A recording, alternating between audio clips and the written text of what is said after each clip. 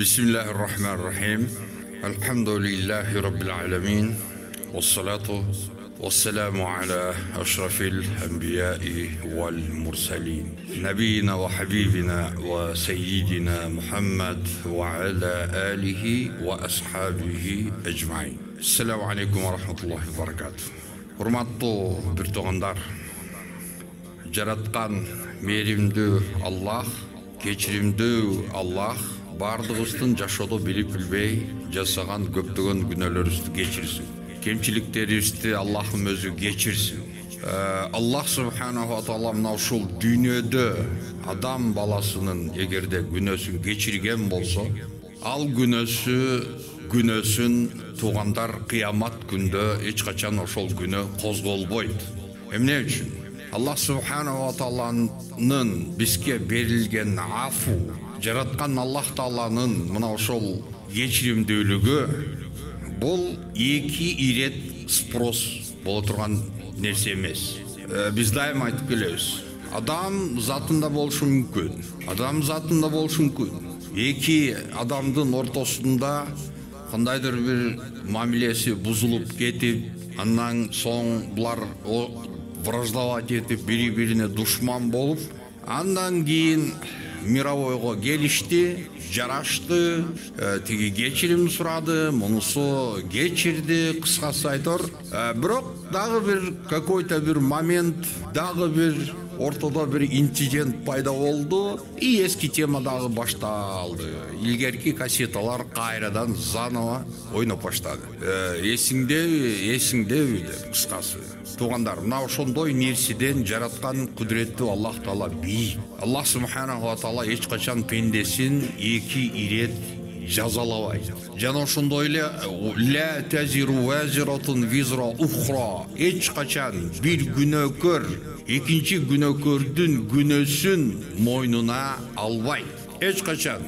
Бул эмнени айтып атам, бир күнөөкөр экинчи күнөөкөрдүн мойнуна албайт дегени тиги бирөөнүн күнөөсүн бирөөнүн мойнуна илип коюу деген нерсе болбойт кыямат күндө. Адилеттүүлүк деген мына ушул нерседе турат туугандар. Адилеттүүлүк деген нерсе бул инсандын заслуживать эткен кандайдыр бир жасаган бир кандайдыр бир действиесине перевес болуп кеткен жаза менен эч качан жазаланбайт. Мынакей, бул адилеттүүлүк, урматтуу бир туугандар, кыямат күндө Аллах субханаху ва тааланын көзөмөл астында мындай нерселерге эч качан жол коюлбайт. Бүгүн туугандар биздин сүйлөй турган сөзүбүз, туугандар, мен оюмча жана жалпы ушул жерде отурган адамдардын көпчүлүгү Кыргызстандын ичиндеги болуп турган обстановканы, ситуацияны көзөмөл кылып турсаңыздар керек. Ар бирибиз Кыргызстандын жараны болгон соң өзүбүздүн мекенибиз үчүн, жерибиз үчүн албетте жан күйгүзүп турабыз. Бул жер жалпыбыздын жерибиз, биздин мекенибиз. Ошондуктан туугандар, багы илгерки каганат, кыргыз каганатынын доорундагы Сибирь, Алтай, Горный багы, кандай? Горный Алтай, Балхаш, Байкөлдөр бар кеткен болсо эми жок дегенде хотя бы ушул бүгүн ээлеп турган ушул территория, площадьты жоготуп койбойлу деген мына ошондой нерсе ар бир патриот кыргыздын жүрөгүндө ушул нерсе болуш керек. Эң биринчи орунда.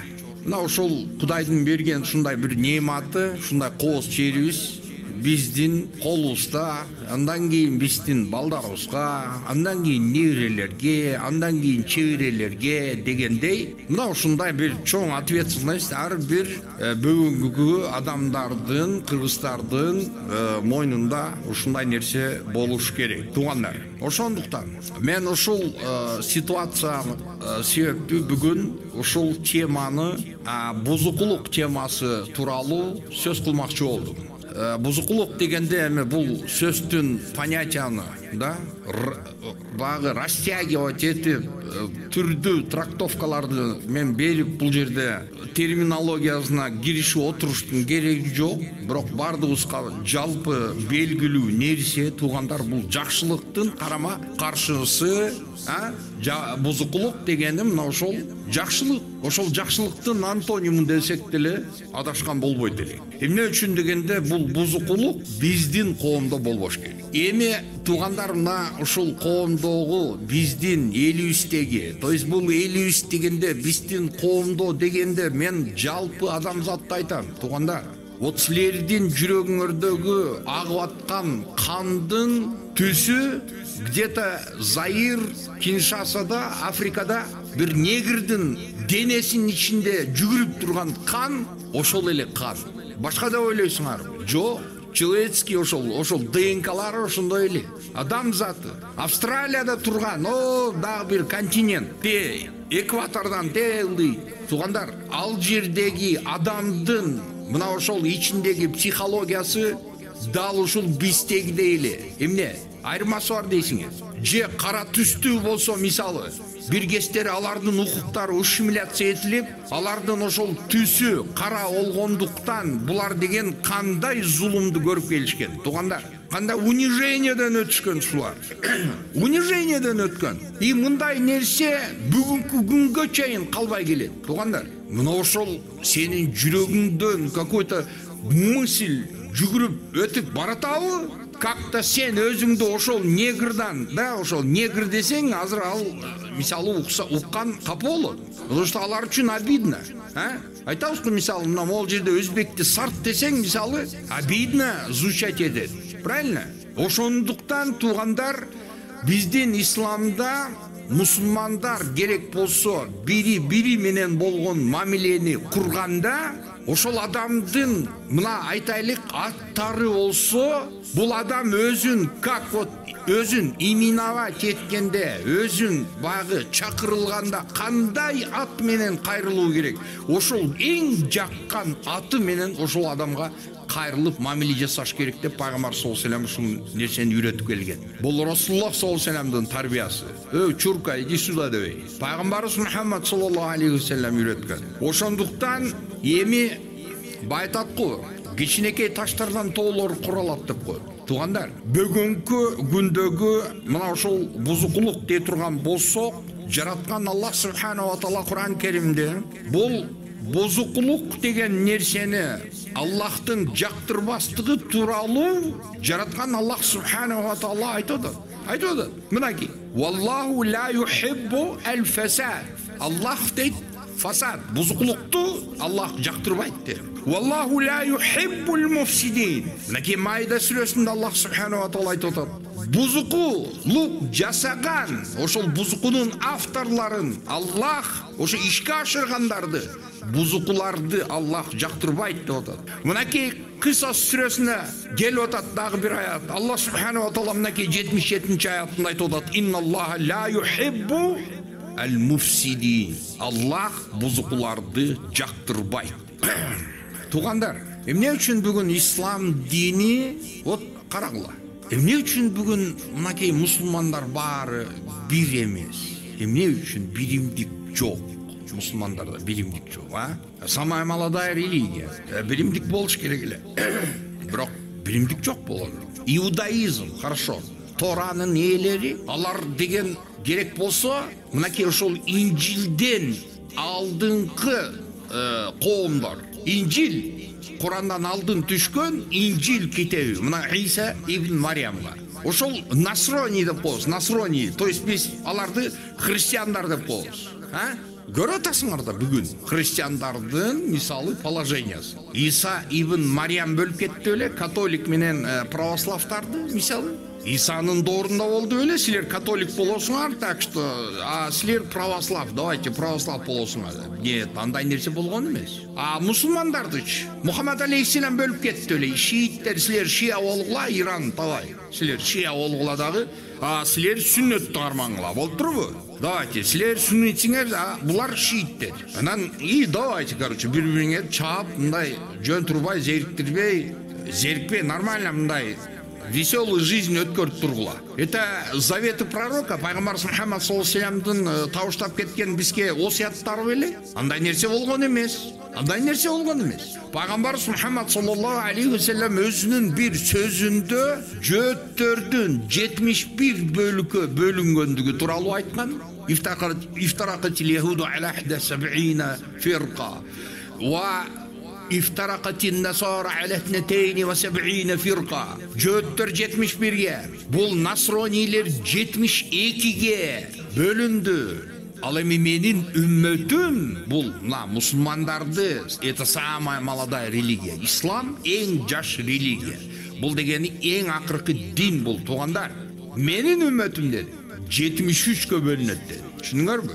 Биз өткөндө сабактарда айтканбыз. Бул жерде конкретно айтылган нерсени цифра менен кабылдаштын кереги жок. Бул жерде количество эмес, бул жерде объем жөнүндө сөз кетип атат. Бизден древнийрак болгон жөөттөр, бизден илгери келген насронийлер, алар биздин чаңыбызда калат дегени. Бул чаңында калтырып, мынакей мусулмандар алардан да ашып өтүп кетти. Алардан да ашып кетти, рекорд побили. Все. Ушул жерде отурган каждый мусулман адам, наверное, өзү мына ушул намазга келген сталкиваться эткен болсо керек, Так, таксыр, сен кайсы топтонсуң? Сен кайсы жамааттансың? Сен каяка барасың? Кимдер менен жүрөсүң? Ты с кем общаешься, да? Ушундай суроолор. Нет, жетишпей атат. Не хватает. Бул намазы, Аллахка ибадат кылат жок. Бул азыр конкретно должен примкнуть бир жамааттын ичине. Анан кийин ошол жамаатта бул конкретный член болуш керек. Анан ал жамааттын ичинде эгерде там уже внутренний установленный порядоктор боло турган болсо, ошол жерде членский взностон баштап, материальный, финансовый. И дальше кет. Все. И бул жерде получается эмне? Так, биздин жамааттан эмеспи? Значит, башкалар, не, что-то булар не в порядке. Биздики ушундай да, кыргыздардын өзү канында ушундай нерсе бар, туугандар. Улутка бөлүнөбүзбү? Адамдар бөлүнөбү? Бөлүнөт. Жер-жерге, региондорго бөлүнөбү? Бөлүнөт. Канында бар нерсе. Чо? Муну Аллах Таала бекер бизге табиятыбызга салып койду, Атайын салган. Ушул адам күрөшө, ушул стихиялар менен, ичиндеги тартып турган ушундай табияты менен бул адам пендем күрөшөбү, же болбосо спокойно ушул нерселерге жетеленген бойдон бул мал сыяктуу кете береби деп туруп, ушундай нерселерди Аллах субханаху ва таала жаратып койду. Ва нафсин وما سواها فألهمها فجورها وتقواها. Мына ошол таквасына, жана бузукулукка, капырлыкка болгон ошондой тартылуу күчтөрдү адамдын табиятында болду. Бул заложен. Все, баарында бар. Эми подетально болбосо дагы, но биздин туугандар мынакей кайсыл үй бүлөдө чоңоюп бараткан болсо бала, да ошол бала ошол үй бүлөнүн ичиндегисин алып келет да. Пайгамбарыбыздын дагы хадисин айтканбызбы? Трайбализм мисалы айтайлы. Жеңил нерсе да, трайбализм. Почему? Откуда? Сен каяктансың десе, Сибирьде отурат да, короче, эки кыргыз жолугуп калдык. Сен каяктансың? Сибирь. Жалаң, орустардын арасында жалгыз эки кыргыз отурат да Сибирьде. Почему-то ошол жерде трайбализм как-то мындай таасири күчтүү эмес. Они экөө тең кубанып атат, бири-бирин таап алгангачы, эки кыргыз. Доволен. Жакшы, короче. Его не волнует. Бул, короче, Алайский, а бул Баткенде. Или бирөө чүйдөн же көлдөн же нарындан. Это нормально. Ал жерде эми экөө эле да, ты чё, чужбина. Эки эле. Туугандар, эми карап тургула. Мына ушул бузукулуктардын эсепети эмнеге алып келип жаткандыгын мен силерге айтып берем. Бузукулардын түрлөрүн айтып кетейин, кичинекей мисалы. Туугандар, элементарный бузукулуктардын бир түрү. Бузукулук бул айттык антоним, да? Ненки? Жамандык. Жамандыктын антонимы деп айтып кеттик. Мисалы, лют коомун жасаган нерселер. Лут. Однополый любовь, интимный связьтер однополый. Адам табиятына, адам эркек деген мындай нерсе жиркениш керек да өзү. Туугандар, жараткан Аллах субханаху ва таала Кур'ан Каримде айтып атат: "Нисаукум харсун лакум фату харсакум анна ши'тум ва каддиму ли анфусикум" деп Аллах Кур'анда айтып атат. бизге табыштап конкретно аял затыңар силерге бул эгин зар деп атат. Бул нерсени все признавать этип атат. Мынакей христианский поптордагы катындар аларга недоволен. Христиандардын попторунун ответтерине недоволен. Эмнеге недоволен болот? Мындай суроо узатылып атат да. Так, эркек бузулуп көчөдө катындар менен жүрүп кетсе, ойноп кетсе, эмне кылыш керек десе, христианский поп айтып атат. Аны кечириш керек дейт. Хорошо. Аял ойноп кетти, көчөдө жүрүп кетти, эмне кылыш керек десе, аны айдаш керек деп атат. А почему несправедливо деп атат да? Десе, ошол эгин зар экендигин ошолор түшүнүп атат. Поэтому бул жерде баягы биздеги эмне үчүн баягы суроолор жарылат. Жаннатта дагы эмне үчүн аялдар үчүн көп эркектер жок? Субханалла, баягы бүт эле привилегиянын бардыгы эркектерде деген ушундай вопросту козгогон аял заты да болот. Потому что табиат ушундай. Табиат ушундай. Ты же не можешь бир лопата менен бир чукурду көтөрүп штыковой менен ошол жерге картошка, помидор, бадринг, болгарский бүт баарын бир ямага салып таштап кое албайсың. Туурабы? Эмне чыгат ал жерге? Сен ошонун баарын таштай берсиң. Бир көмүп койгонуңда. Эмне чыгат? Ошондуктан туугандардын ошол бузукулуктардын бир түрү Пайгамбарыбыз Мухаммад саллаллаху алейхи вассаламдын айткан бир сөзү бар. Кайсы бир эркек желание менен эгерде ошол нерсеге барып койсо, то есть берип койсо, башка бирөө айдап койду. Все. Пайгамбарыбыз айтып атат. Ошол эркектин мойнуна Аллах аялдын шахватын илип коет деп. Силерге бул күлкүлүү сезилип аткан болсо, мендеги реальный болгон жизньди айтып берейин. Мага бирөө кайрылып атат. Семейный, бир канча баласы бар. Да, каяктадыр бир трудовой ушундай миграцияда жүрүп, ушул байкуш бир тирилик кылам деп, попал ошондой бир зомбулардын колуна. И начали его насиловать ошол жерде зордоп. Эмне болот ошентип? Систематически ошондой мамиле боло бере турган болсо, эч ким ойлогон эмес да, туурабы? Эч кимдер ойлогон жоксуңар. Систематически ушундай нерсе боло берсе эмне болот? Аял. Итог эмне?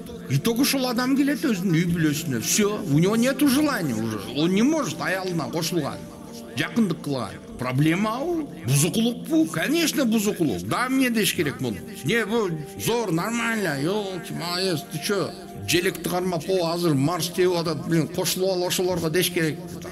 ЛГБТлардын эмесине катарын толуктап. Тоже ты же человек, правильно? Ты же человек, да, конечно, человек. Да, человек, он уже потерял человеческий эмени, сущность. Но он человек, на двух ногах ходит, то есть тело человека, а сущность он потерял уже, ичинде. Морально он разложен уже, психически, бул адам уже все, инвалид. Психический инвалид. Урлук, мисалы туугандар, жакшылык ушул. Айтайлы. Жакшылыкпы? Эмнеси жакшылык? Мына бүгүн туугандар айтайлык көптөгөн жерлерде мына азыр организациялар бар. Спохватились. Организациялар спохватились. Земляны надо спасать. Земляны, жер планетасын сактап калыш керек. Жардам керек. Greenpeace, там, еще там защита животных, кыскасы ушул сыяктуу организациялар анан кийин түзүлүп атат дагы. Булар ошол жерди биз коргошубуз керек деп атат. Кимден? Марсиандарданбы? Жок, адамдардан. Неге? Адамдардан коргош керек болуп атат жерди. Потому что адамдар ушул жерди нормально использовать не могут. Бүгүн мынакей климаттын өзгөргөнүн көрүп атасыңар да. Жалпы глобальный потепление климата. Ошол парниковый эффект. Бардыгы эмнеден келип чыгып атат ушунун баары? Это творение рук человеческих. Туурабы? Нефтти качать кылып атабыз, башкасын качать этип атабыз, нар жактан белгисин качать этип атабыз, кыскасы эптеп ушу движение кылыш керек да. Эптеп кыскасы баягы жерде отходтордун проблемасы бүгүн чоң проблемага айланып атат. Мировой масштабтагы проблемалар. Деңиздер страдают, деңиздеги мисалы балыктар страдать этет. Адамдардын жасаган нерселери. А бизчи, бизге тоже нормально. тура.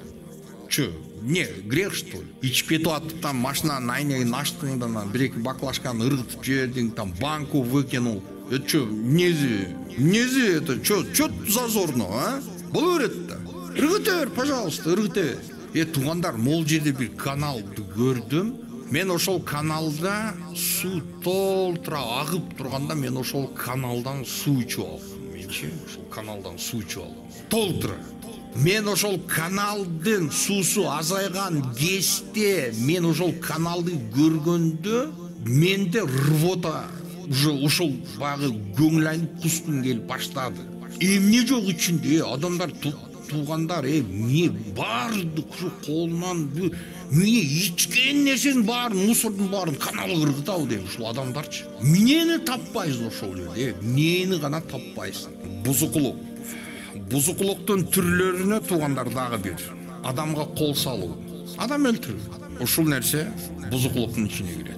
Спокойно, нормально. Адамды өлтүрүп койсо эч нерсе эмес. Сен бир эки адам өлтүр, анан кийин көрөбүз адамдын кандай баягы ошол моральный, анын психологический состояниясы кандай деңгээлде өзгөрүшүн анан билесиңер. Конкретно боевой ошондой столкновение болуп, согушка катышкан адам менен и жөнөкөй мирный житель менен экөөнүн салыштырып болбойт. Экөөсүнүн мындай көз карашы, экөөнүн состояниясы эки башка. Туугандар, эки башка. Бирөөлөр кичине жеримиш, ошол жер үчүн кичине согуш кылып, там өзүн отстаивать этип, тиран, то есть спаситель нации, фараон народа. Нормально. Элдин куткаруучусу, элдин падышасы, элдин ушундай коргоочусу, дүйнө боюнча ошол улутка таандык болгон адамдардын бардын коргоочусу болгон адам моральный кебетесин карасаң, ошол мындай бир эки адам, 10 адам, 20 адам жөн эле башын алып союп коюш, ал адам үчүн эч нерсе эмес. Нормально. Во благо государства. Это нормально? Анан чыгып алып дагы окмуш баягы заявленияларды айтышат да, эми тим эле биз монтип атабыз, биз тигинтип атабыз, башка кылып атабыз. Субханалла, эмне кылып атасың сен? Сен эриңди өзүңдүн элиңди кыйратып, сен эмне кылдың? Эмнени кыйратып койдуң? Экономиканы көтөрүп койдуңбу? Коррупцияны жоготуп койдуңбу? Чиновниктерди ушул коррупция менен кармап, тазалап, тим эле ушундай бир Сингапурдун баягы бир лидери жасаган нерсени жасап, сен ошондой бир ийгиликке, экономический рост менен ушундай нерсеге алып келип койдуңбу? Жок. Өзүнүн нээлик цыгандан айырмасы жок, лөлөнүп талааларда жүрүшөт жалдырап. Каждый ППСниктен качып.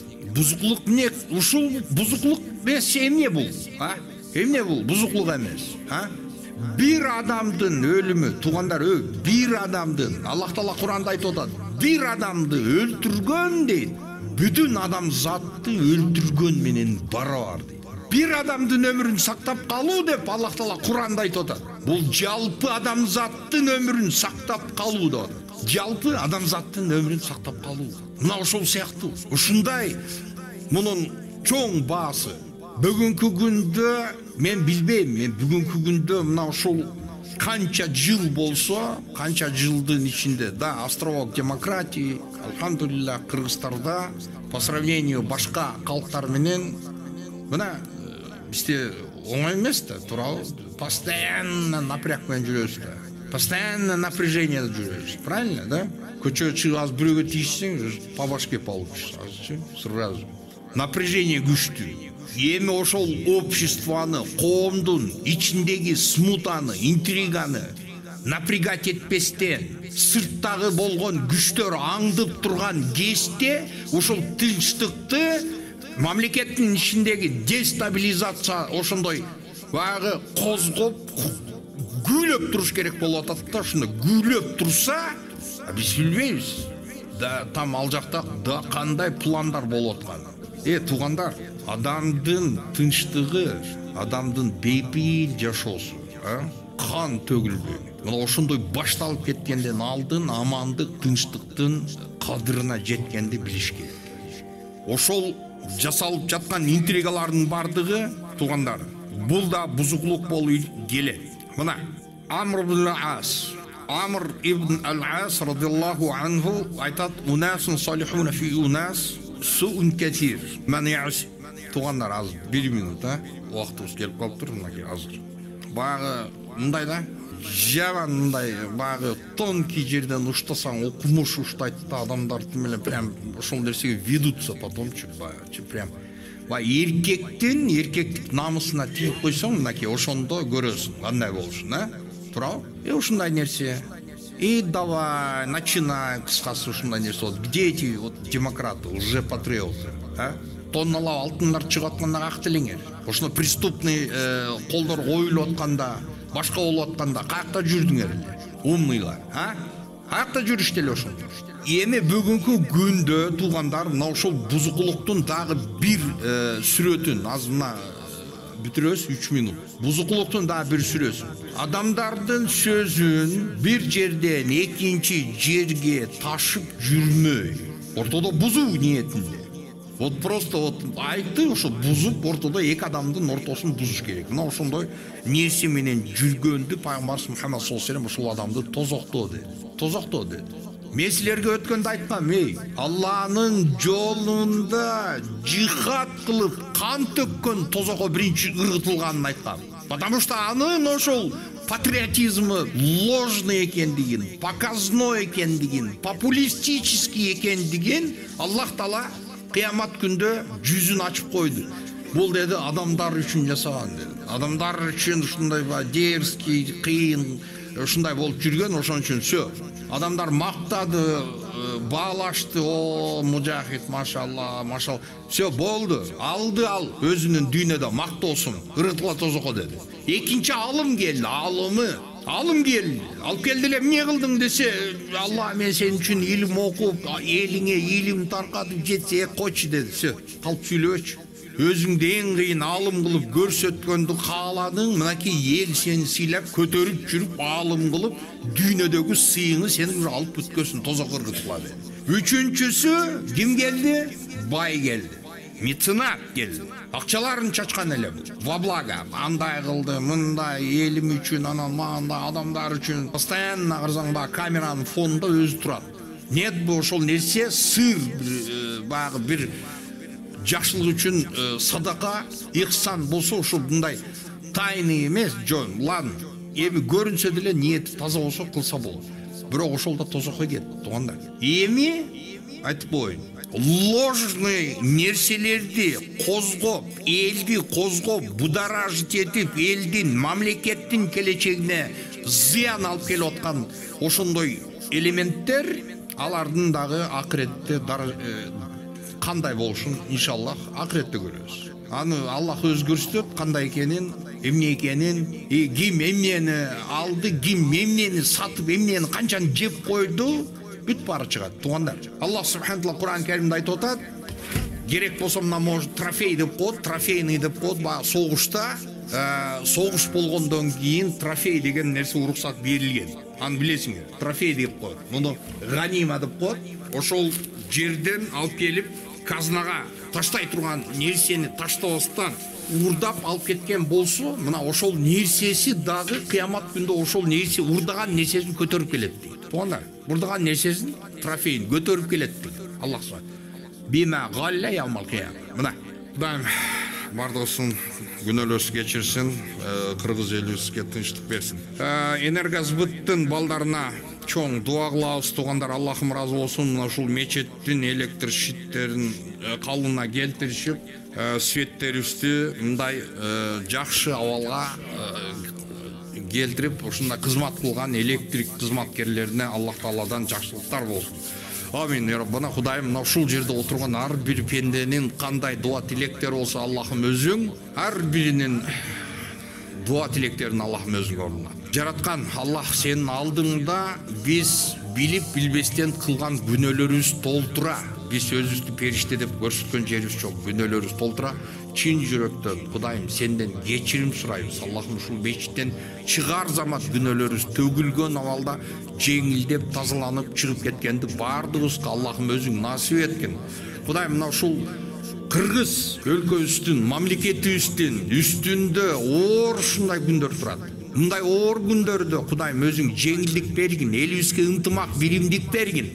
Бөлүнүп, жарылып жүрүп, мына ушул кичинекей мамлекетибизден айрылып калбайлык. О жараткан Аллахым, бардык сырткы душмандардан, ошол душмандардын биздин өлкөбүзгө карата болгон жаман ойлорунан Аллахым өзүң дайыма коргоп, сактап жүргүн я Роббана. Өтүп кеткен ата бабаларыбыз жана ата энелерибиздин, жакындарыбыздын жаткан жерлерин жайлуу кыл. Инсандык табият менен бул жашоодо билип билбестен кылган күнөөлөрүн Кудайым өзүң кечиргин я Роббана. Аллахым, келечек муунубуз, биздин бала чакаларыбыз, жашоодо биз кетирген, башыбыз ооруп, аттең кылган, бушайман болгон каталарга биздин балдарыбыздын кадамдарын Аллахым өзүң бастырып койбогун. Аларды сактагын я Роббана. Кудайым, өнүккөн, келечекте өнүккөн, сыймыктана турган ушундай бир өлкөдө алар өмүр сүргөндө Аллахым өзүң насип эткин. Аллахумма салли ва салли ва барик аля набийина хабибина саййидина Мухаммад ва аля алиhi ва сахбихи ажмаин.